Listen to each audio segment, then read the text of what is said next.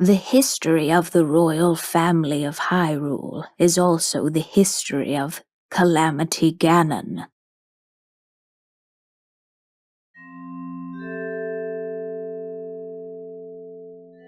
The reappearance of Ganondorf has raised a few eyebrows, given the peculiar state that Link and Zelda discovered the corpse-like figure. The stage has been set for Tears of the Kingdom, and there must be some deeper story here. Who does the green hand belong to? What is the purpose of suspending Ganondorf in this state? How does this lead further down the rabbit hole? I am Moxie, and this is Heavy Speculation.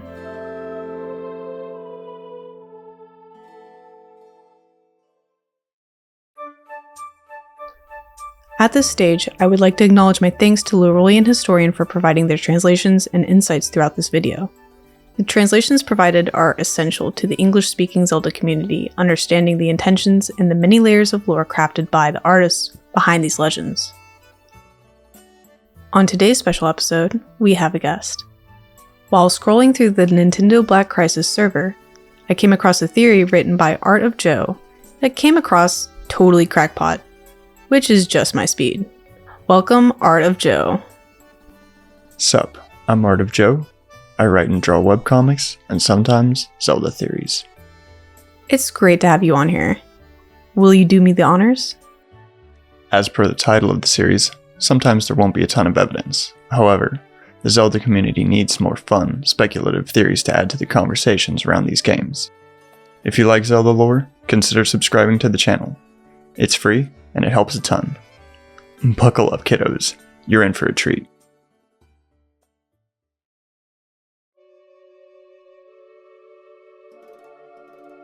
In Breath of the Wild, there is a hint of where the Triforce might be. On page 13 of the encyclopedia, there is a very detailed timeline specifically following the Triforce. The Triforce was created when the goddesses departed the Sacred Realm. In Skyward Sword, it's in its complete form, and it's used to eliminate Demise. The Interloper War was a conflict over the Triforce, which resulted in the Sacred Realm being sealed.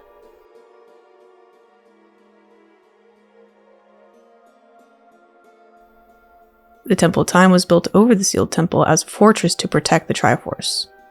The stronghold was protected by a few layers. The 3 spiritual stones belonging to each representative tribe, the Ocarina of Time, and the Song of Time. When Link gains access to the Sacred Realm, Ganondorf just lets himself in. He touches the Triforce. When the Triforce is touched by someone with an impure heart, it splits into 3. Each piece goes to someone who represents that specific virtue. They essentially become vessels of power, courage, and wisdom. In this case, Ganondorf receives the Triforce of Power, Zelda, the Triforce of Wisdom, and Link, the Triforce of Courage. Ocarina of Time is also where the timeline splits. In the Downfall timeline, the Hero of Time is defeated. Ganondorf steals the Triforces of Wisdom and Courage and becomes Dark Beast Ganon. He is sealed away by the sages in the Dark World, formerly known as the Sacred Realm. According to Hyrule Historia, page 92, The Decline of Hyrule and the Last Hero. Of all possible outcomes, Link, the Hero of Time, faced defeat at the hands of Ganondorf. The thief obtained all 3 pieces of the Triforce, transformed into the Demon King Ganon, and continued to threaten the world in future eras. The conflicts surrounding the Triforce continued without end. The blood of the gods weakened, and the kingdom of Hyrule shrank to a shadow of its former glory. It splits 3 times in the defeated timeline. The Triforce ends up in its complete form at the end of this timeline. In the Child's timeline, the Hero of Time returns to his time, but since he was currently in possession of the Triforce of Courage, this somehow influences the Triforce in the Sacred Realm. Ganondorf, Zelda, and Link come into possession of their respective pieces again. It is still split at the end of Twilight Princess and this timeline. It is also split in the adult timeline. The Triforce is reunited at the end of Wind Waker.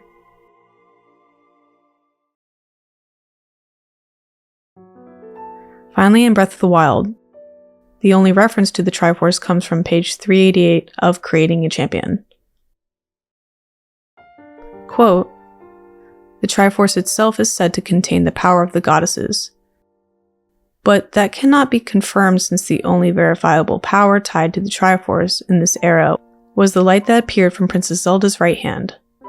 Unfortunately, nothing more is known regarding the Triforce."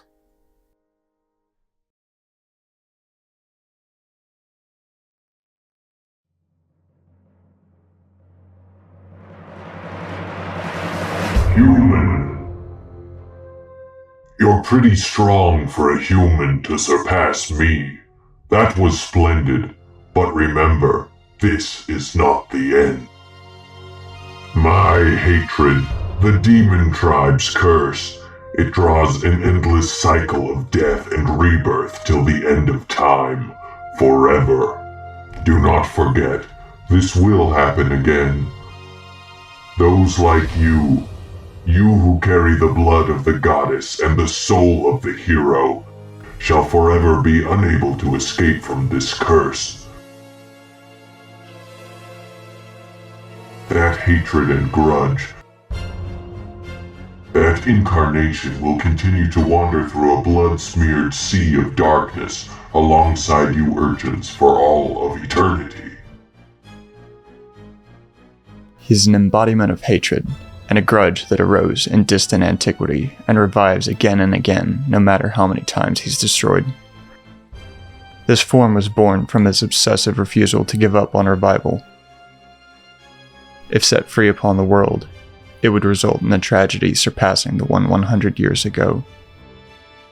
An interesting note from a Redditor going by the name of Alfric2, quote, "I think Demise's speech was actually planned as early as Twilight Princess. There is a scrapped speech from Twilight Princess's Ganondorf that is almost word for word Demise's speech. This is interesting because it may mean that the whole reincarnation plot of the three continually reviving and battling have been planned as early as Twilight Princess. Here is the speech.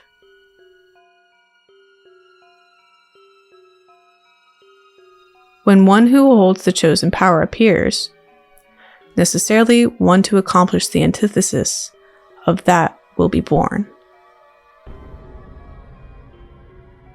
That is the fate of those who bear the crests that were awarded by the gods you believe in. Whenever those bearing the crest appear in this world, an age of bloodshed will come, as often as need be. Do not think everything ends with this. Think of this as the beginning of a blood-smeared history of light and darkness." To me, this is really interesting, but consider the fact that this is cut content. It may have been cut because this is not the developer's intention. Who is Ganondorf? Ganondorf is another character who appears in Ocarina of Time, Twilight Princess, and The Wind Waker. He is an incarnation of the Demon King Demise's hatred, and as such, he's generally depicted as a very spiteful and powerful man. For 400 years, a pair of twin witches called Twin Roba have ruled the tribe from behind the scenes. He was raised by Kume and Kotake, who worship Ganondorf as the Demon King. In the name of the Gerudo, he committed dark acts. Ganondorf tested the limits of the Triforce of power, resulting in his alter ego beast form, Ganon, resembling a giant boar. Quote, "His rare ability to use magic made Ganondorf a powerful thief. Ganondorf is the only male member of the Gerudo tribe, and in Breath of the Wild he was nowhere to be seen. Normally, It's tradition there is a male Gerudo born every 100 years. But in Breath of the Wild, Ganondorf has completely faded into legend. But what happened to him? In order for Zelda to receive her sealing powers, she must go through multiple ceremonies, rituals, and communions across the series. She is a reincarnation of Hylia. Consider this. Ganondorf may need to go through his own spiritual awakenings to tap into his magical abilities. It's something that I have considered but have never deeply explored. He has been trained by Kotake and Kume. He may have years of spiritual training, as he is a strong sorcerer, which made him a powerful thief. His ability to use magic is described as rare, according to page 20 of the encyclopedia. One possible explanation is that Ganondorf is Demise reincarnated, as described in Demise's speech. His ultimate goal? A world of darkness. This is confirmed by Zan's speech in the Twilight Palace throne room, stating, "And so, my God has but one desire. To make light and shadow as one, darkness."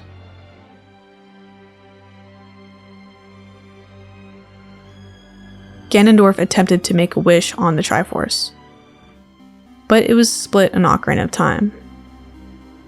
However, a world of darkness has been his goal since the beginning. It is reasonable to conclude that Ganondorf will attempt his one wish in Tears of the Kingdom. As stated previously, there is no confirmation on the whereabouts of the Triforce. However, those embodying the virtues of the Triforce, Link, Zelda, and Ganondorf, are in the same physical place, as seen in the trailers for Tears of the Kingdom. Ganondorf may get his ultimate wish.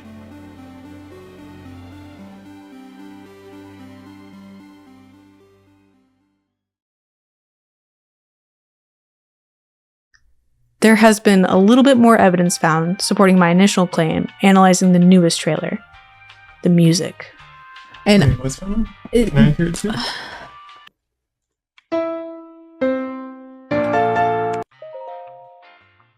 Yeah.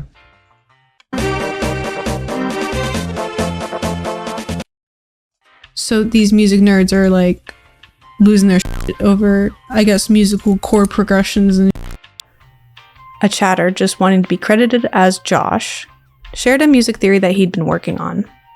DL Jobs assisted when breaking down the theory because I'm not musically inclined. I don't know what I'm looking at.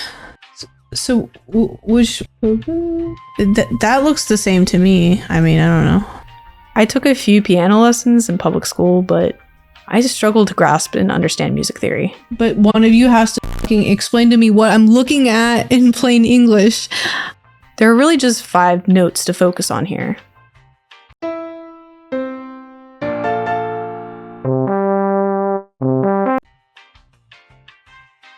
In Tears of the Kingdom, let's focus on this iconic intro.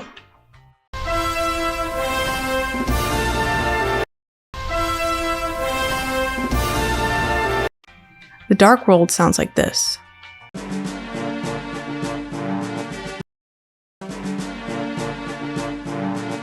It's an octave lower.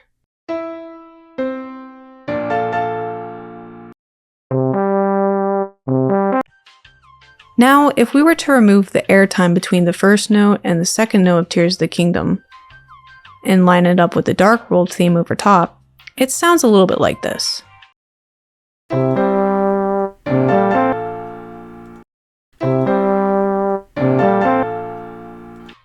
And if we give the Dark World theme more airtime between the first and the second note, it sounds like this.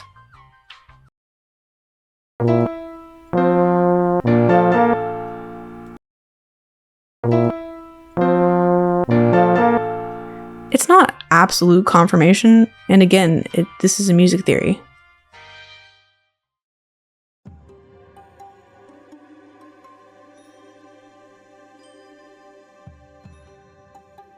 Malice is a reoccurring poisonous substance. Officially, it has been in Breath of the Wild and Tears of the Kingdom. However, I believe that there are even earlier forms of Malice. I have touched on this subject before, but I have come to new conclusions involving Malice. When Din made the earth, I believe that she made evil things as part of the earth. Evil is a natural part of life. And there's really no mention of how Demise came into being except that he and his horde of demons broke through a fissure in the earth. If the goddesses created everything, they must have created Demise. This is clear in the existence of the evil crystal, which is pure crystallized monster Malice. To me, it's evident that Malice is something that existed in the ancient times of Skyward Sword. The ancient cistern was made to filter and purify the water source flowing into Lake Floria. Clearly, it has grown more powerful under Ganondorf's control, because in Skyward Sword, it doesn't have any eyeballs or intelligence. It's just there. Malice may also be a vessel through which Ganondorf performs his magic, as seen in Ocarina of Time during one of the end battle cutscenes. Malice also has the ability to possess both enemy skulls and divine beasts. Additionally, the Yiga may channel their magic through Malice, often appearing red.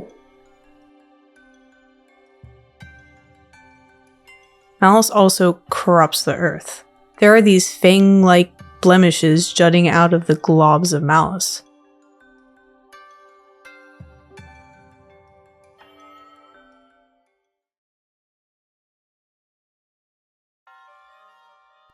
The Sheikah Tribe have served the royal family of Hyrule since the Age of Creation. The traditions of Hyrule and its leaders are passed down and protected by the Sheikah. The Sheikah Tribe are a mixed bag of warriors, sorcerers, and scientists that are servants to the royal family of Hyrule. They excel in mobility and jumping, use magic, and specialize in hand-to-hand combat. Through a variety of research, they create unique tools for their tribe. The existence of the Sheikah is typically a secret to all but members of the royal family, and those close to them. The tribe best fulfills their duty when acting in secret, as the shadows of Hyrule. Kakariko Village was founded by the Sheikah, who will do nearly anything to protect the royal family. Quote, "All the people in this village are born to serve the royal family of Hyrule." The Japanese translation gives us more information. Quote, "It is law that all the people of the village serve the Hyrulean royal family." For the people of Kakariko Village, it is not a choice to serve, but it is law to serve the royal family. If a person was to resist, I'm sure the royal family can figure something out. To gain entrance to the royal family tomb, Link must play Zelda's Lullaby. This action sends a lightning bolt down, breaking open the family tomb. Within it are multiple zombie-like creatures that usually just stand in place. Redeads have a petrifying gaze and prefer to attack when their prey is stunned. Link must navigate through these green pools of liquid. In The Legend of Zelda official Nintendo's player guide, it refers to these pools as toxic water.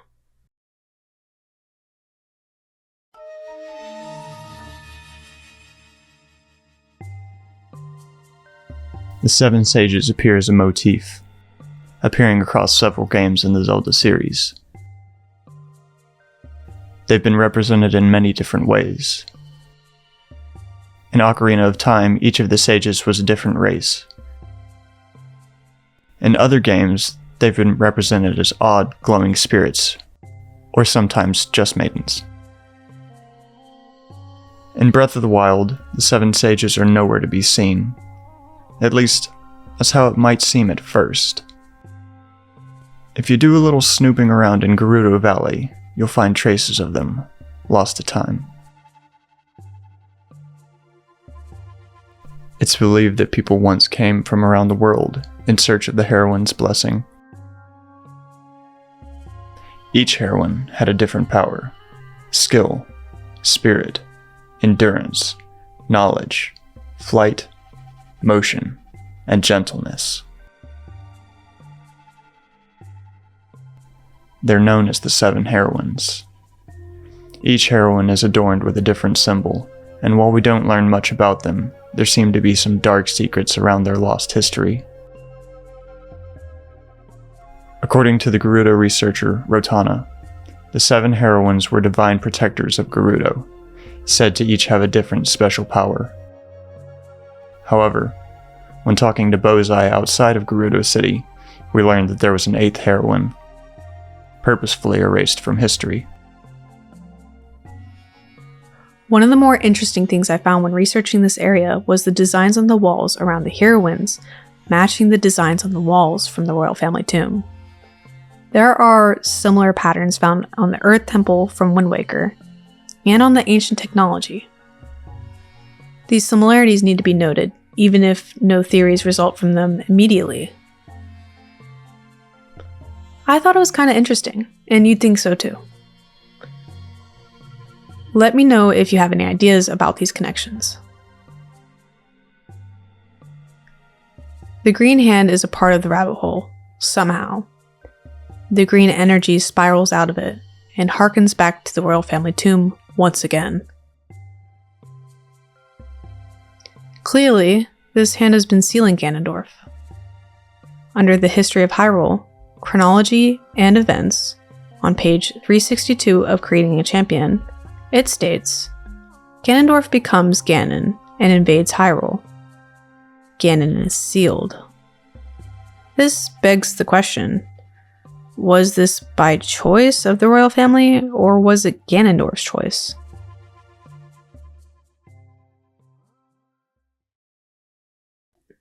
It is important to take a note here and remind each of you watching, this channel is about heavily speculating. There may not be much evidence.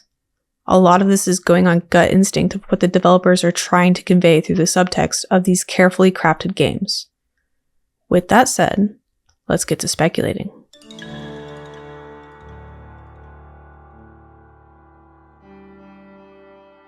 Back in ancient Hyrule, millennia before Breath of the Wild, one of the classic Zelda storylines was playing out.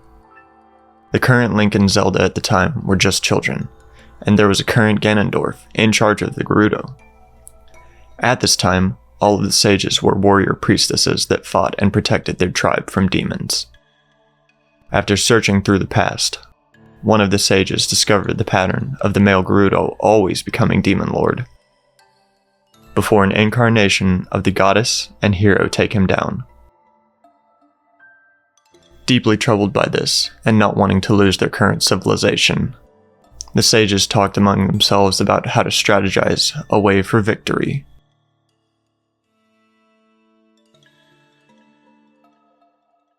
The 8th heroine put forth a plan. Why wait for the goddess and hero to grow old? We can defeat him early if we act now. One by one, she convinced the other sages to side with her plan.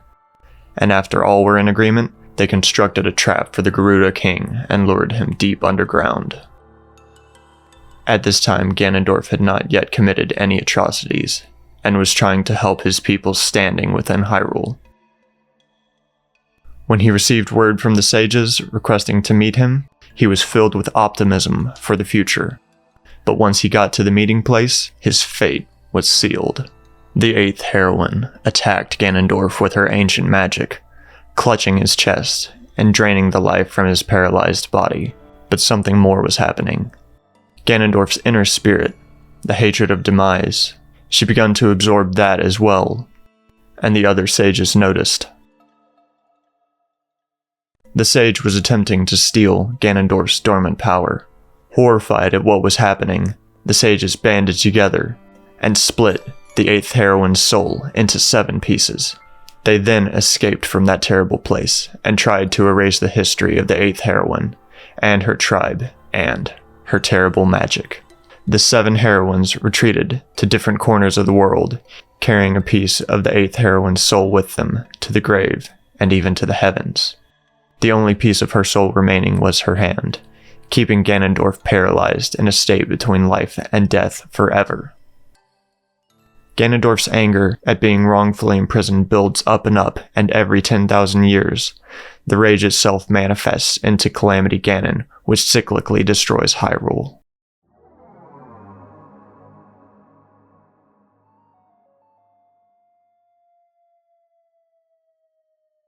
Present-day Link and Zelda search for answers to prevent any future instances of Calamity Ganon from destroying Hyrule. They discover Mummy Ganon in a cave with the hand of the 8th heroine holding him in place. I theorize that Ganon didn't wrestle free of his restraints, but that it was actually the 8th heroine who let go of him. Ganondorf instantly pulled 3 big brain moves, destroying the Master Sword, separating Link and Zelda, and attempting to kill Link. A crippled Link is about to die when he is saved by the hand of the 8th heroine, who merges with him, and together they escape the clutches of Ganondorf. I think the plot of Tears of the Kingdom will be the 8th heroine's hand guiding Link to the 7 heroines' burial sites, which will be this game's version of dungeons, in order to regain the lost pieces of her soul. But after Link gets all the pieces of the 8th heroine's soul and defeats Ganondorf, the 8th heroine reveals herself as the true final boss.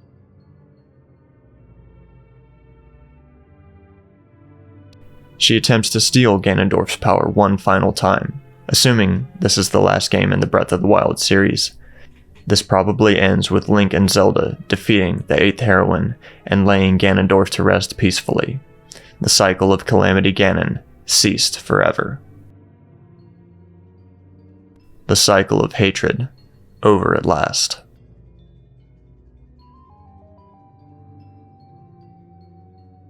What's the evidence for an innocent Ganondorf?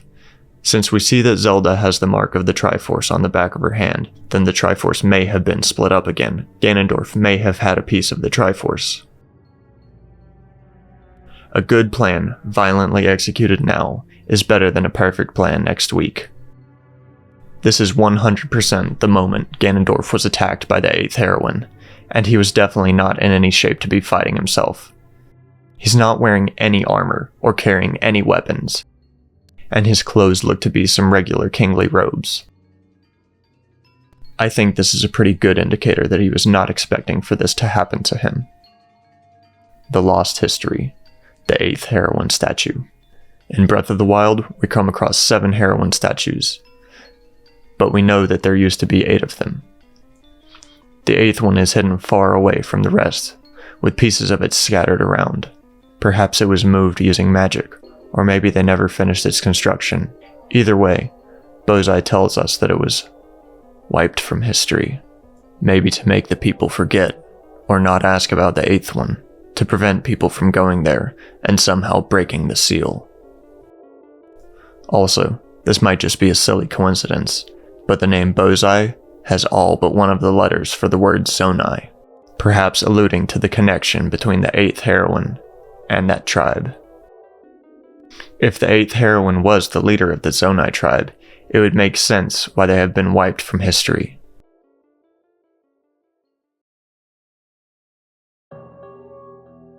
Keep in mind that in Breath of the Wild, the Calamity Ganon cycle has been said to be something that has happened over and over every 10,000 years.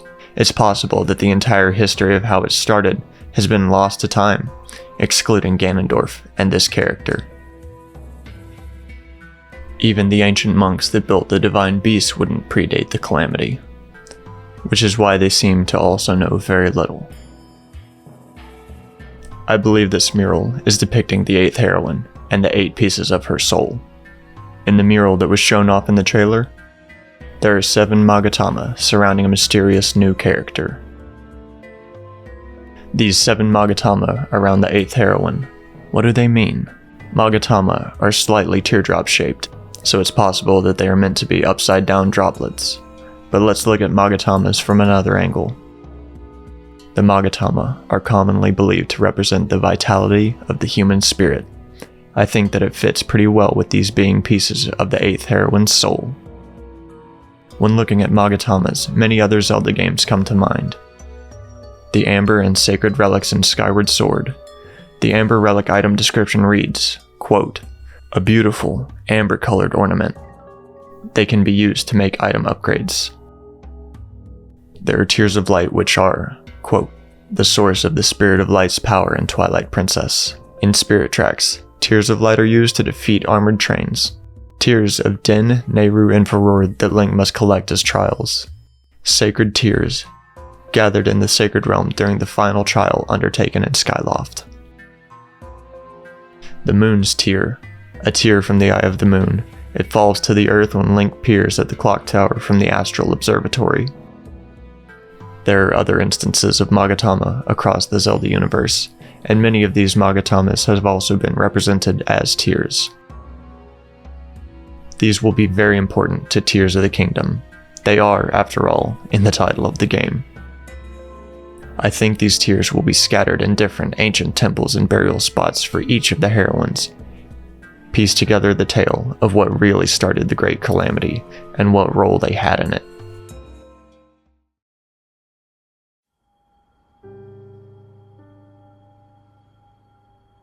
And lastly, a very strong theme in Breath of the Wild is probably the strongest evidence to this theory. It's the idea of, there are no shortcuts. In the story of Breath of the Wild, the Divine Beasts were constructed as a shortcut to dealing with Ganondorf. This backfired, and ended up working as a shortcut for Ganondorf to deal with Hyrule. Maybe the Divine Beasts were a solution to the problem because the Sheikah weren't in the loop about the heroines.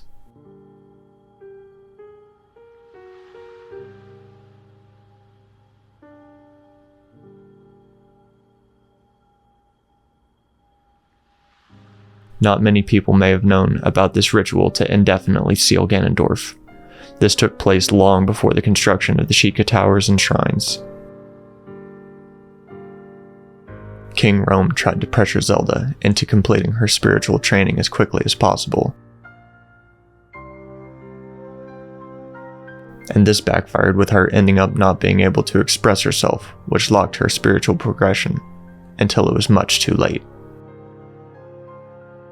If Link beelines to Ganon as fast as he can without doing the other game content, he'll still have to face all the main bosses in the game.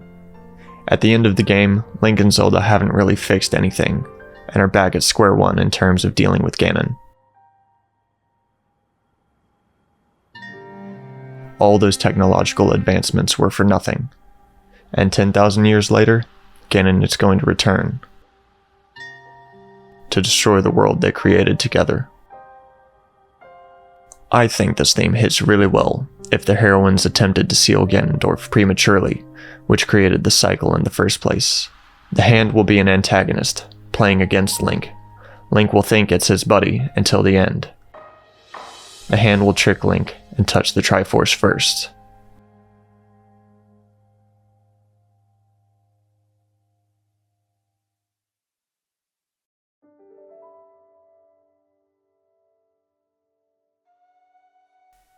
Quote, according to the fairy tale, it is said that Calamity Ganon was originally a Gerudo. This man named Ganondorf was once their leader. But he plotted to make Hyrule his own, and became the Demon King. But his ambitions were crushed by a hero who carried the blade of evil's bane. Although he transformed into Dark Beast Ganon by means of a runaway power, he was sealed away by the princess and the sages. Bearing a grudge against the hero and the princess, and after countless revivals and sealings over long ages, it is said that Demon King Ganon turned into Malice and has come to haunt Hyrule itself. Part of the Sheikah's history is enshrined on the tapestry. This is something I have personally overlooked time and time again when analyzing the game. But it is the greatest lore item in Breath of the Wild. The tapestry was painstakingly translated prior to the game's release by Zeltic's community. And I'll have a link to it in the description if you're interested. It was translated from Sheikah to Japanese and from Japanese to English. It reads, Hylians pass stories of a distant long time past, where multiple races lived and worked together in harmony. The Sheikah Tribe's blue aura breathed through the land.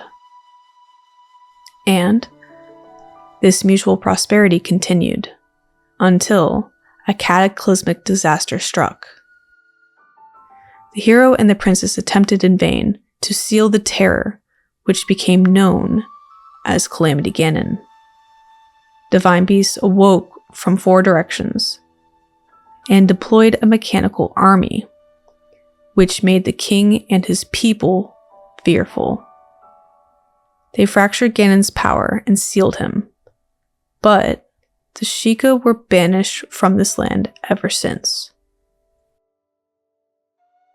The song that accompanies the tapestry is important. Once again, the direct Japanese translations of this cutscene, provided by Lurolian historian, give more context. Since ancient times, the kingdom of Hyrule has prospered, but its history is also a history of battles against a certain someone.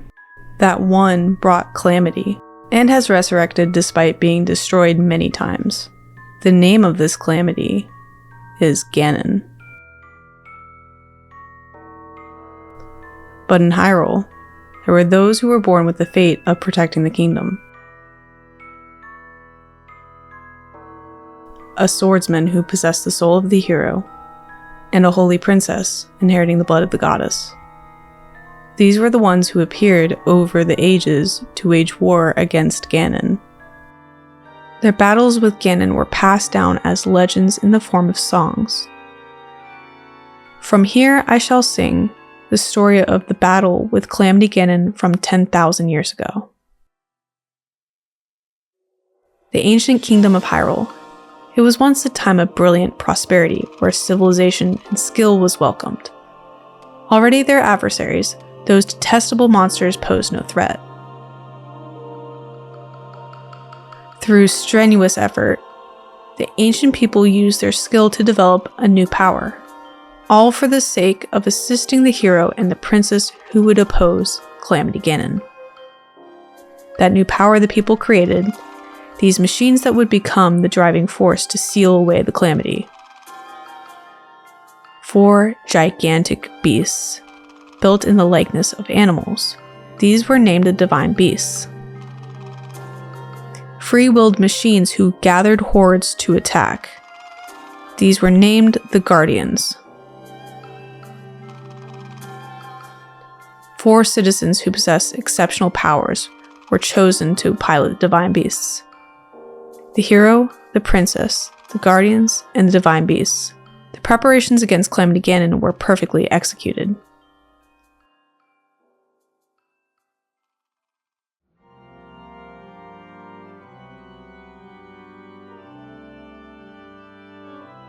And when Calamity Ganon resurrected, the battle this time became one's worst nightmare. In addition to its bitter enemies, it was assaulted by a swarm of new powers. The Guardians protected the heroes with their vast numbers. Each of the enormous Divine Beasts unleashed a furious attack that stole Ganon's power.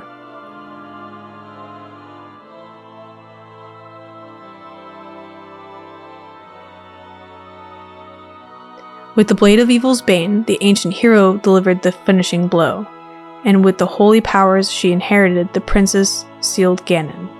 So, this song recites the tale of the ancient battle with Calamity Ganon that occurred 10,000 years ago.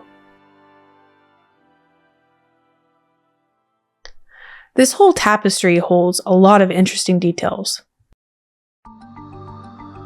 Let's start at the center and move outward. The Triforce appears to be present, as the backs of the hands of the princess and the hero are glowing. It could also be glowing on the back of Ganondorf's hand. There is some evidence to support this. The same event happens in Ocarina of Time and The Wind Waker. When the 3 pieces of the Triforce are split because the person who touched it wasn't pure of heart, and the people possessing those virtues meet, it reunites the Triforce. In the tapestry, the Triforce is present. This gives an indication as to the last known whereabouts of the Triforce being about 10,000 years ago. Another thing that's really peculiar about the tapestry is the hero's appearance. He appears to be radiating a bluish-greenish energy. The sword in his hand, to me, doesn't appear like the Master Sword. The curved lines crossing over each other remind me of the Fierce Deity Sword, but there's definitely no evidence to support that claim. It just kind of reminds me of the Fierce Deity Sword. You know what I mean? Another hole in this theory is that in the Japanese version, the sword is called the Blade of Evil's Bane. Link also has red hair, which is odd. This could be related to the Zonai armor, but it's anybody's call. Moving outward on the tapestry, there are many guardians coming to Link's aid, and I mean a ton of guardians. One of the things that always came across as really peculiar to me was how quickly the royal family became fearful of the Sheikah. Why would they turn so quickly and banish them from using technology? Kakariko Village is a testament to their willingness to submit to the royal family. However, you would think that the royal family would be grateful for the weapons the Sheikah made. Under the description of this part of the tapestry, it reads, quote, "On the far left are the citizens of Hyrule, behind the king of Hyrule, who is ordering his soldiers to pursue the fleeing Sheikah." There is no mention anywhere as to why they're being pursued. This part is just left out of the story. Or is it? The pilots of the Divine Beasts always came across as extremely odd. Their bodies do not look human, or Sheikah, or anything for that matter. In creating a champion, the only description provided reads, "The 4 champions of the Divine Beasts.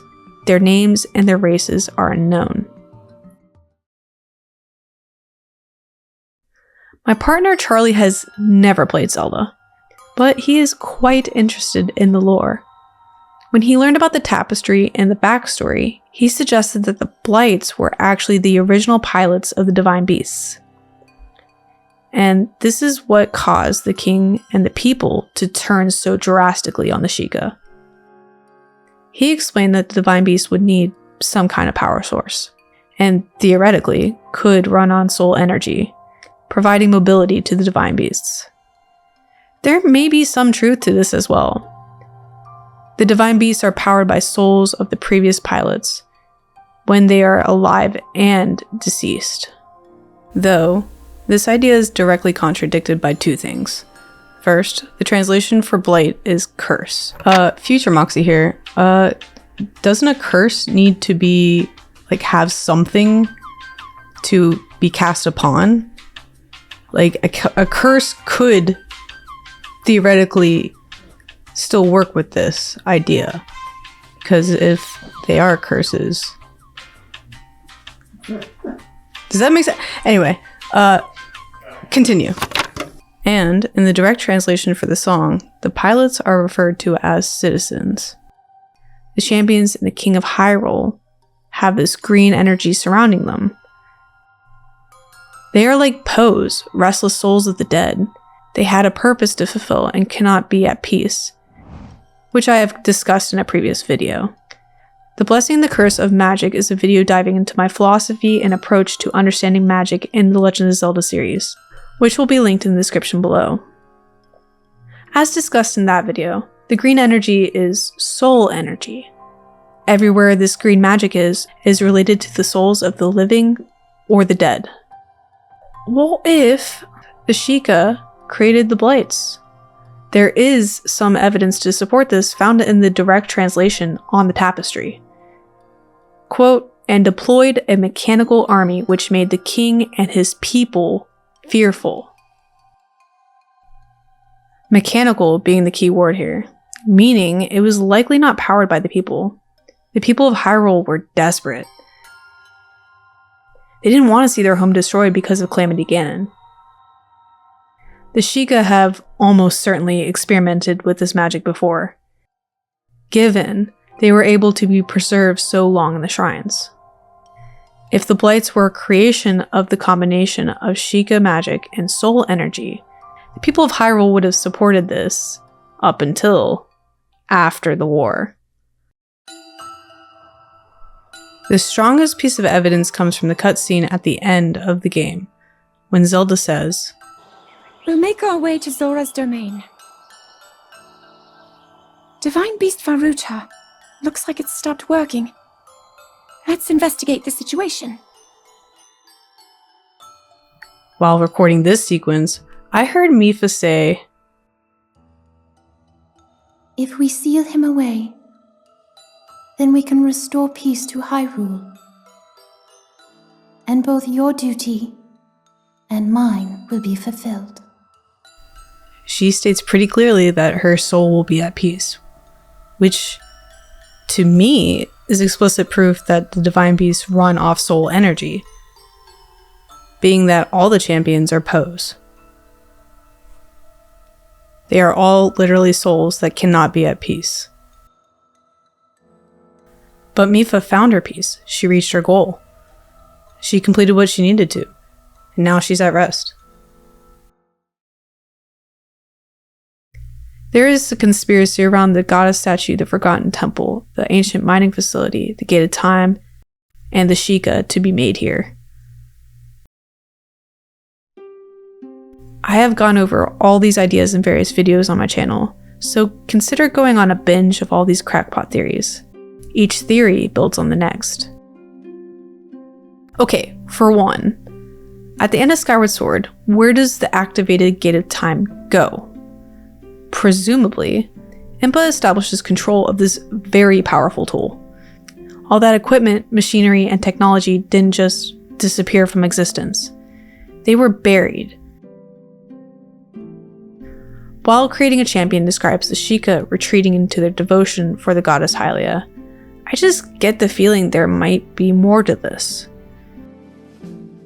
It appears that the Forgotten Temple could extend deeper past these walls, considering when standing against the edge of the statue, the building goes a little further. I think she's hiding something. And I think the Sheikah are in on the secret. Behind her could be the Gate of Time, kept secret after all these ages, preserved in the place that was forgotten.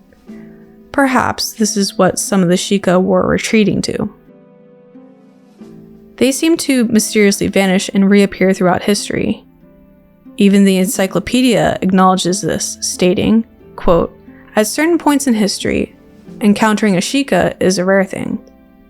Awfully interesting considering the last place the Gate of Time is known to be is in the possession of Impa, a prominent leader of the Sheikah Tribe. I think the Sheikah have been using the Gate of Time on behalf of the royal family.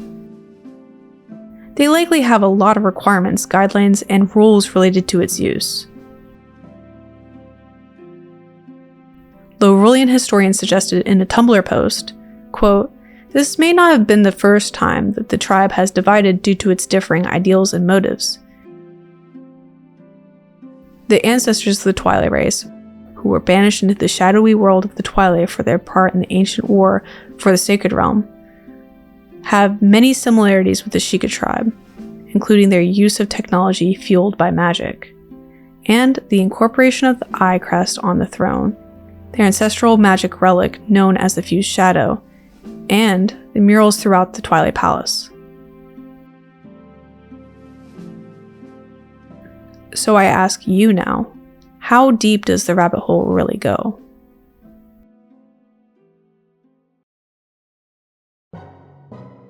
Thank you, Art of Joe, for joining us on this very special episode of Heavy Speculation. Thanks for having me. Right now on my channel, I'm making a webcomic called Charming, over on Webtoon. It's about a prince who's fed up with being a radish, so he gets himself recursed to have the hottest face of all time. But it's too hot, and it kills anyone that sees it. The story follows him and his friends as they run through a twisted fairy tale world towards true love, and away from Turnip Princess, Charming's betrothed, who will stop at nothing to bring his adventure to a screeching halt. If you'd like to read an adventure comedy with some fun Zelda references in it, please consider giving it a try. Art of Joe, out.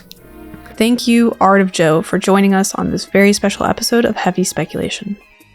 Traction is so important to being an artist, and I would appreciate it if you go check him out. Be sure to support Art of Joe on his channel. As always, links will be in the description. Please remember to like, subscribe, post comments about your ideas, theories, and outrage. I'll see you in the next one.